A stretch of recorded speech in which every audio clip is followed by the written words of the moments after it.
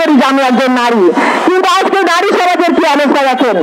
এই যে চারিদিকে যে ধর্ষণ, এই ধর্ষণের খেলা, ধর্ষণ তো ভাই আগেই হয়েছে, আগে হয়তো বছরে 2-3টা ধর্ষণের কথা আমরা শুনেছি, কিন্তু এখন হচ্ছে গণধর্ষণ। এই গণধর্ষণের মাত্র শুরু করেছে স্বৈরাচারী শেখ হাসিনার সরকার। এই সরকারের সময় যে গণধর্ষণ শুরু হয়েছে, যারা গণধর্ষণ করতো তাদের পুরস্কৃত করা হতো, অথচ তাদের যদি তখন পুরস্কৃত না করে ফাঁসির কাস্টে ঝুলিয়ে রাখা হতো, তাহলে কিন্তু আজকে ধর্ষণের পর্যায়ে যেত না। এই অবৈধ শেখ হাসিনার শাসনামলে একজন 80 বছরের বৃদ্ধা থেকে শুরু করে একদম 3-4 বছরের শিশুদের জন্য ধর্ষণের শিকার হয়েছে, যেটা অতীতে কখনো ছিল না।